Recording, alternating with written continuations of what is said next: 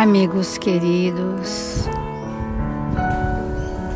Jesus, bom e amado Mestre, nesta hora feliz de nossas vidas, em que nos reunimos em nome de Jesus, para juntos buscarmos a luz da verdade, este farol de amor que nos arrasta para as leis sábias e misericordiosas de Deus. Aqui estamos juntos, somando os nossos esforços, as nossas mínimas e parcas possibilidades, para que num feixe de varas possamos nos erguer para as retas seguras da lei do amor. Ensina-nos, Senhor, a servir em Seu nome. Ensina-nos, Senhor, a doar o que trouxemos de melhor em nós, a nos ombrearmos uns aos outros, para que nenhum de nós desfaleça na jornada terrena, e que bom ânimo, a alegria de viver, permaneçam como forças vivas em nosso íntimo, a nos conduzir os passos. Jesus, nós te sentimos a presença, Senhor, e estes prepostos do seu amor na terra aqui se encontram, solenemente se apresentam como tarefeiros incansáveis da vossa seara, a conduzir este Evangelho, para que as nossas reflexões possam atingir os nossos sentimentos. Obrigada, amigos queridos, que aqui presentes estão. Façam-nos instrumentos dignos e úteis, onde quer que estejamos, hoje e sempre, e que assim seja, Senhor.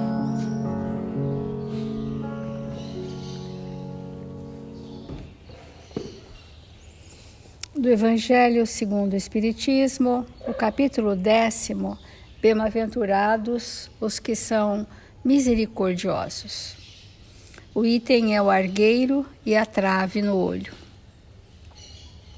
Esse item, ele vai falar do relacionamento de espírito para espírito, vencendo a pequenez da nossa personalidade, para que a gente possa sentir o outro como espírito, usando para isso dos nossos mais nobres sentimentos, como sendo a lente condutora da percepção do outro. E do contrário, nós percebemos o outro com a também ótica acanhada dos traços agudos da nossa personalidade. Então, diz assim: um dos defeitos da humanidade é ver o mal de outrem antes de ver o que está em nós. Então, para julgar-se a si mesmo, seria preciso poder se olhar num espelho, transportar-se de alguma sorte para fora de si. E considerar que se nós fôssemos uma pessoa que nos observássemos, como que nós estaríamos nos percebendo? Porque esse exercício de sair de si começa a dar para nós um retorno daquilo que somos.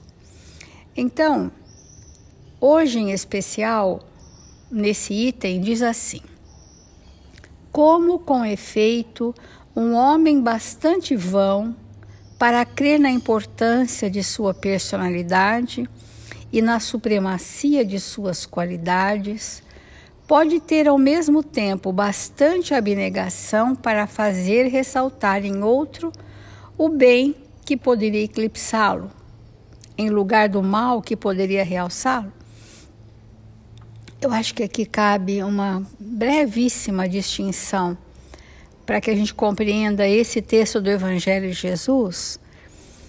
E em 3 capítulos distintos do Evangelho, ele traz o termo personalidade como sendo as características proeminentes do orgulho, do egoísmo, da vaidade, das nossas más paixões, como sendo a manifestação das nossas imperfeições ligadas ao nosso passado, que nós trouxemos nesse arranjo chamado personalidade hoje, tanto quanto nós trouxemos também habilidades, nós trouxemos também experiências nobres que transitam ainda em nós.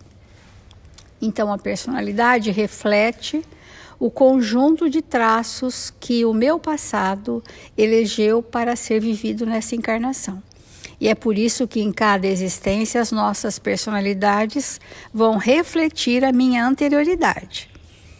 Né? Então, na próxima encarnação, eu serei como sou com mais alguma coisa? Não, eu serei a expressão, a resultante dos traços de uma anterioridade que vai se compor para formar o meu planejamento reencarnatório.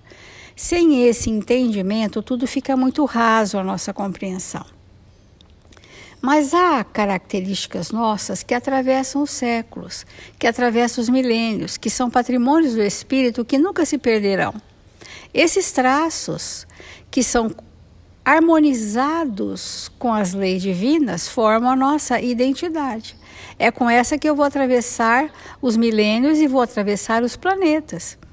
É a identidade do espírito, aquilo que de perene, sólido, duradouro, efetivo, nós já temos.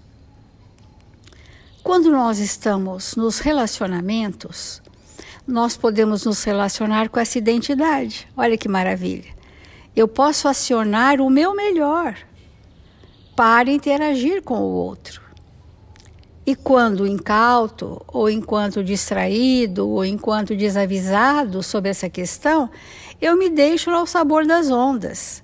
E onde então as minhas imperfeições prevalecem nos relacionamentos.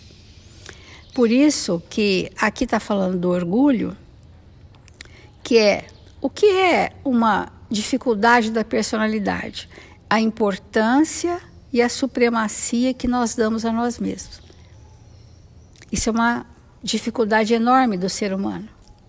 Olha, como pode um homem vão crer na importância de sua personalidade, que tem ali situações efêmeras, e na supremacia das suas qualidades, que é uma prepotência, pode ter abnegação? Como que ele poderia vencer, por exemplo, a inveja e o ciúme, que são as duas grandes más paixões do Evangelho? Porque se eu enalteço o bem que há em você, eu vou me sentir eclipsado, eu vou me sentir obscurecido. Né? Quando há uma eclipse, algum veda o outro. Então, olha só a luta do ser humano para prevalecer o seu ponto de vista, a sua opinião, o seu gosto, as suas questões. Essa luta da personalidade é que nos faz espíritos resistentes ao bem. Então, como pode acreditar na supremacia de suas qualidades, ao mesmo tempo bastante abnegação para fazer ressaltar em outro o bem que poderia eclipsá-lo, em lugar do mal que poderia realçá-lo? Então, para que o outro não apareça, entre aspas, nos seus valores, eu quero eclipsá-lo. Eu quero ficar à frente mostrando a mim mesmo. E mostrando a mim mesmo no quê? Nas minhas imperfeições. Ora, diz o Evangelho, se o orgulho é o pai de muitos vícios, é também a negação de muitas virtudes. Encontramo-lo no fundo como o móvel de quase todas as ações. Por isso Jesus se dedicou a combatê-lo como o principal obstáculo ao progresso. Então nós estamos falando de como que nós queremos tirar o cisco do olho do outro, que é uma mínima imperfeição, como se nos fosse possível fazer isto, e trazendo grandes tampões, chamado personalidade. Os tampões que obscurecem a minha identidade espiritual. Quem eu sou como espírito? Quase não aparece, porque na frente existem os tampões, que são as traves nos nossos olhos. formado pelas nossas imperfeições que se traduzem através da personalidade.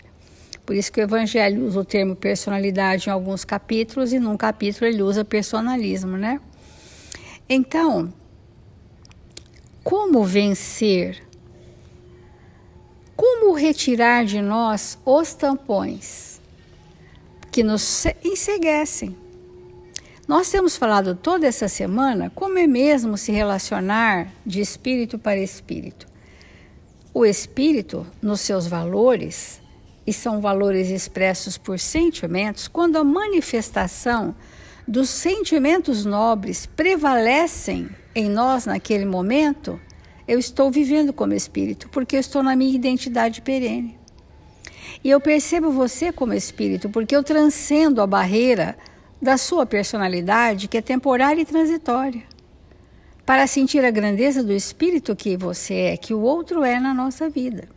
Este é o grande exercício que nós gostaríamos que todos experienciassem, fizesse esse treino de deixar a agudeza do que nós queremos de lado para que prevaleça o bem para todos, né? E Emmanuel traz para nós no Fonte Viva. Nós vamos só iniciar hoje essa lição porque ela é bastante complexa e a gente sente que é necessário no Evangelho buscar mesmo ampliar o entendimento do que é perceber o outro como espírito, né? Porque nós temos falado, inclusive nas reuniões de estudos da quarta-feira, que eu não consigo adentrar o meu íntimo para perceber a mim mesmo sem que eu leve comigo um facho de luz, para iluminar as sombras.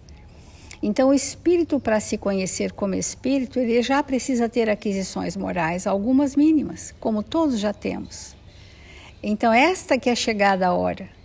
É com essa luminosidade, mesmo que bruxuleante, das nossas aquisições, é que eu terei olhos de ver o que está guardado em mim a nível das sombras, das dificuldades, dos entraves.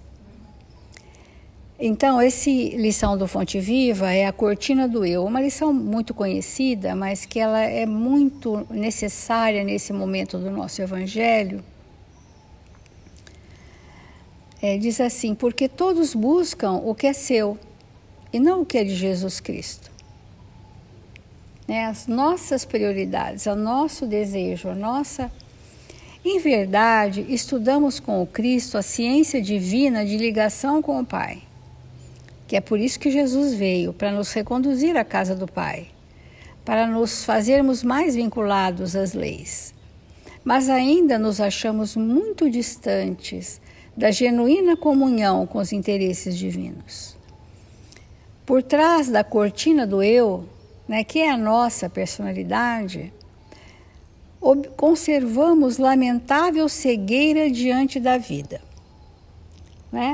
Então, essa parte última da manifestação do Espírito, que é essa faceta mais de comunicação e interação com o mundo, e nós precisamos da personalidade para nos comunicarmos uns com os outros, nós colocamos uma cortina que nos enceguece entre o eu, personalidade, e a identidade, o espírito que sou na grandeza plena. Então, examinemos imparcialmente as atitudes que nos são peculiares nos próprios serviços do bem. Vamos voltar para nós mesmos. De que somos cooperadores iniciantes e observaremos que mesmo aí, em assuntos da virtude, a nossa percentagem de capricho individual é invariavelmente enorme. Capricho. Mas por que mesmo que você quer isso? Porque eu quero, é um desejo pessoal. Mas isso vai te levar a quê? Vai me levar a nada.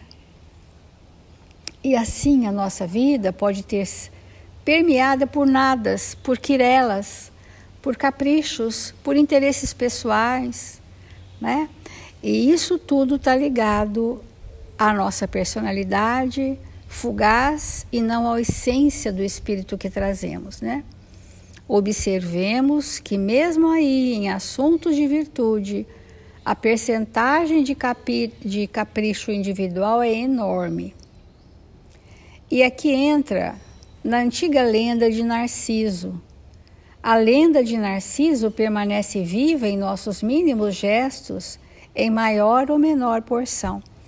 Porque a lenda de Narciso, todos sabemos, né, é aquele espírito que, ao ver-se projetado numa água cristalina, apaixona-se pela própria imagem.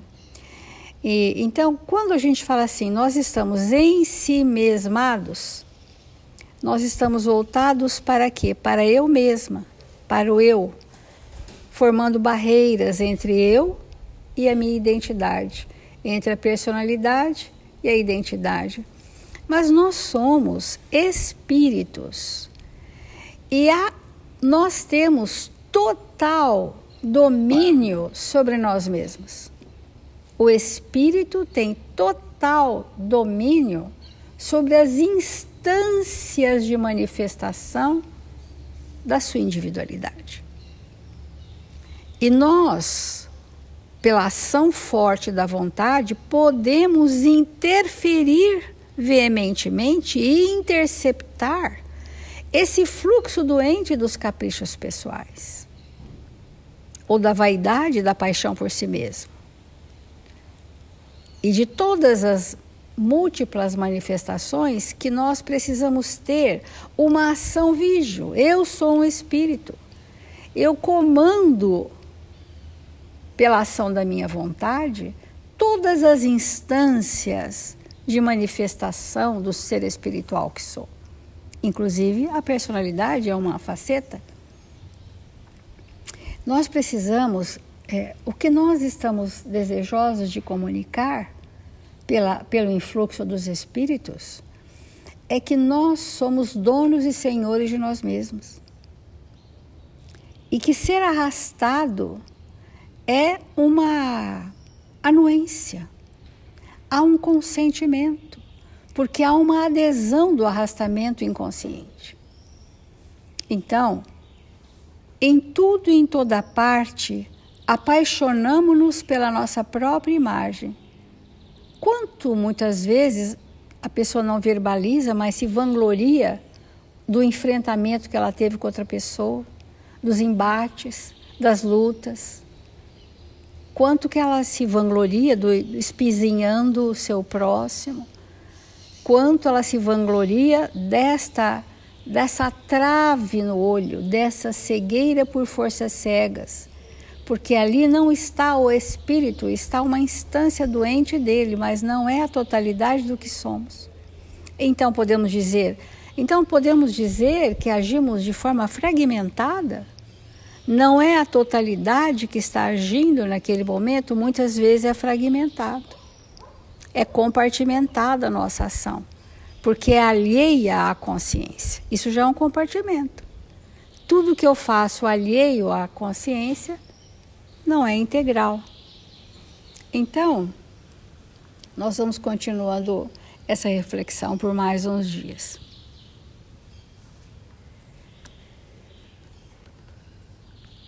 Amigos, é uma bênção nós irmos compreendendo e nos libertando de que não é o mundo e nem o outro, e nem nada que está fora de nós que vai nos conduzir. Saber disso é um processo de libertação inimaginável, porque se a nossa felicidade, se o nosso equilíbrio, se a manifestação plena de quem somos dependesse de tudo que está fora, nós estaríamos eternamente numa situação de profundo desequilíbrio. Porque o que está fora tem o seu próprio movimento para estimular que nós possamos construir e desdobrar o que Deus plantou dentro de nós. e viver assim é um processo de libertação. Pensar que o outro, com toda a sua imperfeição ou dificuldade, não é ele que vai determinar o meu equilíbrio ou o meu desequilíbrio. Pensar que isso depende única e exclusivamente de mim é altamente libertador. É altamente libertador. Pensar que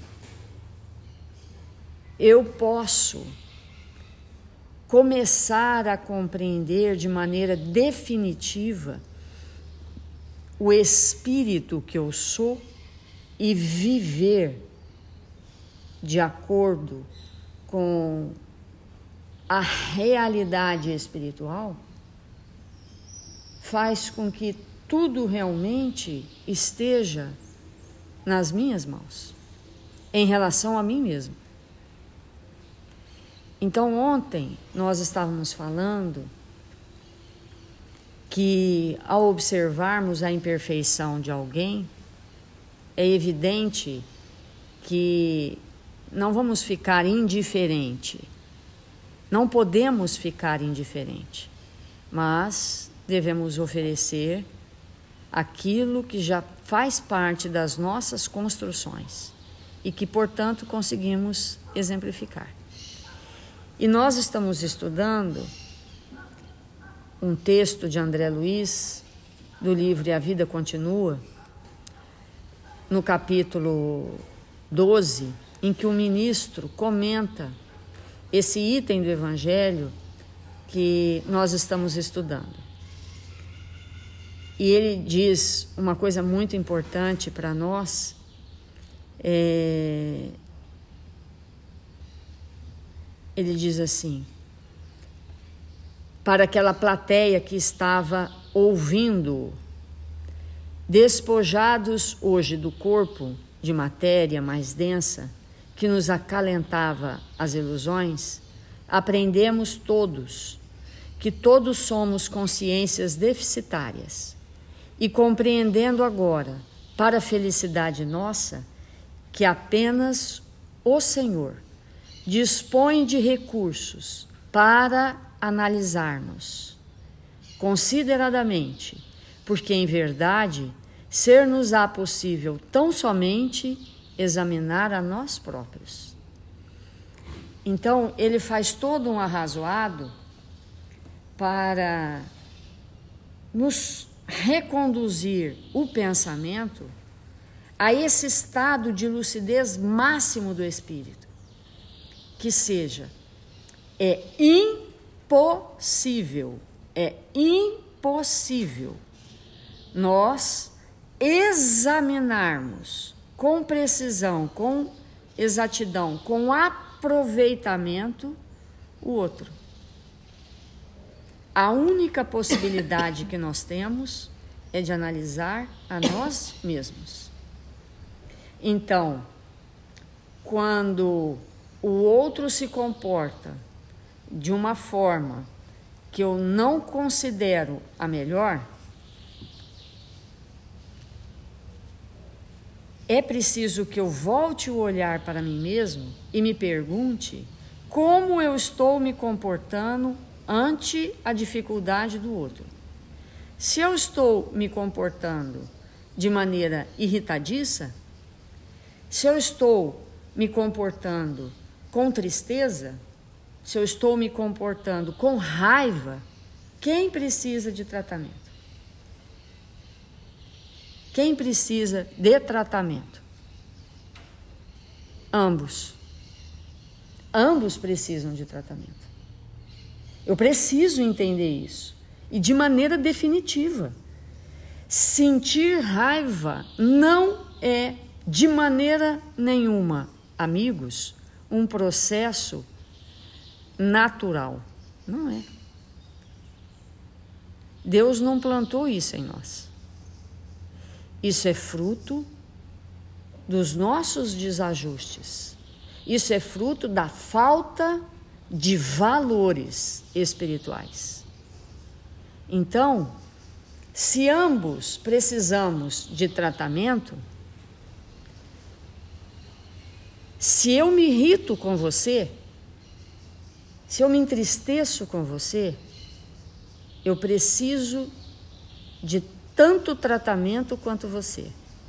Então é melhor que eu invista no meu tratamento.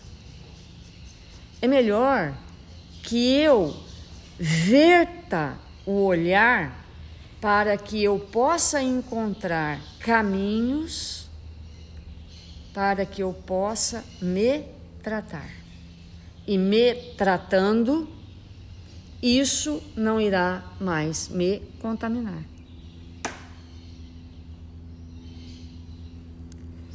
Entender isso e pensar nisso 25 horas por dia vai nos alinhar com o Pai. Vai nos alinhar. Porque, em geral, como a Célia colocou hoje, o que nós pensamos? Nós depreciamos o outro e ficamos numa posição de falsíssima interpretação daquilo que está acontecendo. Nós interpretamos da forma mais equivocada. É a percepção equivocada de nós mesmos.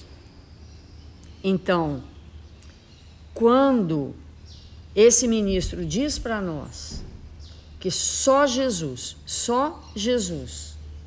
pode realmente avaliar com precisão a dificuldade do outro, é porque ele está dizendo que o que nós falamos anteriormente em outros dias aqui, porque Jesus projeta a sua luz e na hora que ele vê a dificuldade, ele já vê o caminho para sanar a dificuldade. E nós ficamos, por não projetarmos a luz do Espírito, e sim a sombra da personalidade, nós ficamos apenas no defeito, sem buscar a terapêutica. E não buscando a terapêutica, permanecemos ambos doentes e não saímos do lugar. Então, e ele continua, o ministro: o que tenhamos sido no íntimo do sentimento, enquanto na existência do corpo físico, somos aqui. Olha que importante isso. Todos nós sabemos que quando nós estamos na Terra, a misericórdia divina permite que sejamos abafados pelo corpo físico. E esse abafamento, ele é necessário porque, estando num mundo de provas e expiações, nós somos espíritos de reduzidos valores espirituais. E se nós somos espíritos de reduzidos valores espirituais, o que prepondera em nós ainda é a natureza animal. Ainda é. E o corpo, olha a importância, o corpo abafa essa natureza animal, para que nós tenhamos chance, de uma vez isso abafado, nós nos manifestarmos e aprendermos sentimentos e valores que possam ir nos retirando desse estado que nós nos encontramos. Mas, se nós não aproveitamos a existência para o desenvolvimento desses valores, essa natureza animal não cede. E muitas vezes intensifica. E nós vamos chegar no mundo espiritual com essas características animalescas muito contundentes. E nós sabemos que nas regiões inferiores vamos encontrar espíritos com características de animais, com faces animalescas. Porque durante a existência na Terra, não aproveitaram o abafamento do corpo físico, que acanha essa natureza animal, para o desenvolvimento desses valores. Então, aqueles de nós que estamos sempre, todo o tempo todo, reclamando e apontando a dificuldade de alguém, somos esses espíritos que ainda não despertamos para as realidades espirituais. Não compreendemos a enfermidade dupla, nossa e do outro. E estamos gastando todo o tempo da existência no sentido contrário desse abafamento da animalidade. Porque uma pessoa que demora muito tempo na dificuldade do outro, ele se irrita intensamente. E quando nós estamos irritados, quando nós estamos com raiva, esse movimento da alma é a expressão mais fidedigna do animal que ainda somos, sempre prontos para atacar. Quando sentimos que o nosso território está ameaçado. E esse território pode ser uma ideia, pode ser um pensamento, né? E esse movimento, ele precisa ser entendido por nós. Por isso que esse irmão, né, esse ministro vai dizer que ali no mundo espiritual estamos desnudos, sem o abafamento do corpo, nos expressamos como verdadeiros animais. Então, vamos pensar sobre isso e fazer a nossa prece.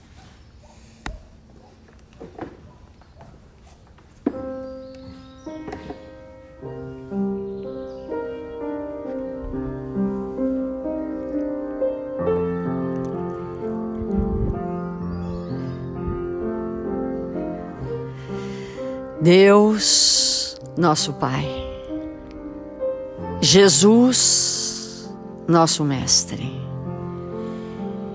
nesta manhã gloriosa das nossas vidas que nos encontramos na Terra, aprendendo as lições de vida eterna, rogamos ao seu coração, Senhor, que possa nos envolver em vibrações de paz e de equilíbrio, que possamos, Senhor, fazer desse momento um momento de paz aos nossos espíritos, de reflexão profunda, de mudança de rota, para que possamos nos fazer espíritos melhores. Abençoa, Senhor, nossa caminhada na terra. Permite que nesta manhã, que na tarde deste dia, que na noite que há de chegar, possamos ser aqueles espíritos amorosos, a acolher com os nossos sentimentos melhores todos que chegam para interagir conosco, que sejamos delicados uns com os outros, amorosos, para que esta construção se faça em nós para sempre. Envolve, Jesus, com o seu amor e a sua misericórdia todos os nossos irmãos registrados nos cadernos de vibração da nossa casa. Fortalece-os, ampara-os, para que eles sintam o que sentimos nesta hora, revigorando os seus espíritos.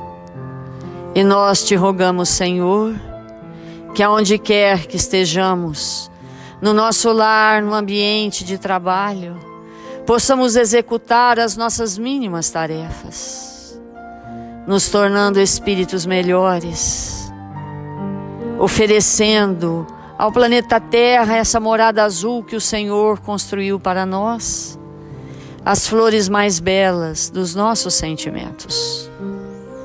Que o Senhor nos abençoe e nos fortaleça, agora e sempre. Que assim seja.